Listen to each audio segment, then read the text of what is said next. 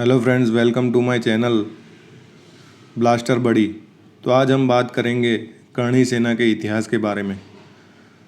तो दोस्तों, मैं सर्वप्रथम आपको एक बात क्लियर कर दूं कि किसी भी व्यक्ति का या किसी भी संस्था का इतिहास बनने के लिए किसी घटना को कारणभूत माना जाता है, तभी जाकर किसी संस्था का निर्माण होता है या तो किसी भी व्यक्ति का निर्माण होता है। कोई ऐसी जीवन में घटना बनती है तब जाके कुछ किसी संस्था का या तो व्यक्ति का निर्माण होता है। तो ऐसा ही करणी सेना के इतिहास में भी एक घटना कारणभूत है जिसके चलते करणी सेना का गठन किया गया। ये एक संस्था है, राजस्थान की बहुत प्रख्यात संस्था है जिसका नाम अभी अभी काफ़ी चर्चा में आया था 2-3 सालों में। तो चलिए दोस्तों, शुरू करते हैं कि इस संस्था का गठन कैसे हुआ। तो दोस्तों, हम जानते हैं कि राजस्थान में राजपूत और जाट नाम की 2 कम्युनिटी रहती है। तो इसी 2 कम्युनिटी के बीच में काफ़ी सालों से संघर्ष चला आ रहा है।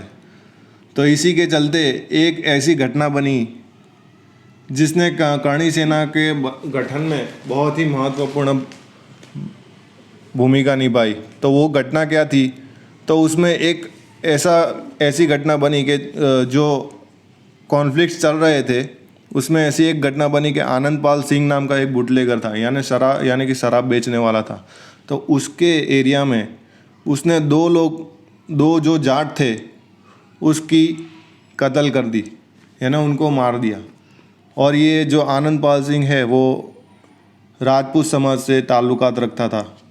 तो 2006 में इसने 2 लोगों का कत्ल कर दिया।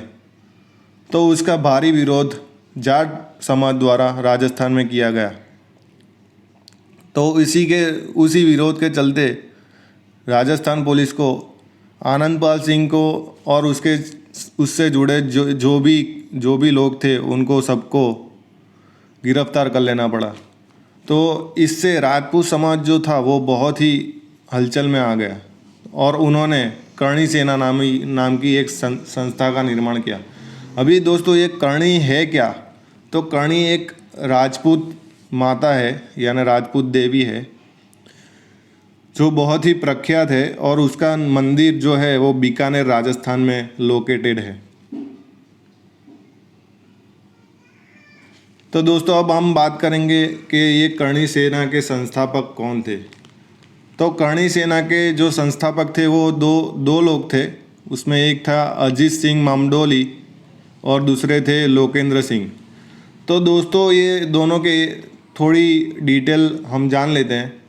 जो अजीत सिंह जो था वो एक बिल्डर था और उसी ने मुख्य भूमिका निभाई थी। और लोकेंद्र सिंह जो एक राजनेता थे, लेकिन वो उनकी राजकीय कारकिर्दी इतनी कुछ खास रही नहीं थी। तो इन दोनों ने मिल के करणी सेना का गठन किया। तो दोस्तों, ये उस बनाव के चलते करणी सेना का गठन 2006 में हुआ, ठीक है। और उसका जो मेन मकसद था वो राजपूत समाज को ऊपर लाना था और उसको हर जगह में रिजर्वेशन देने का उसका मुख्य उद्देश्य था।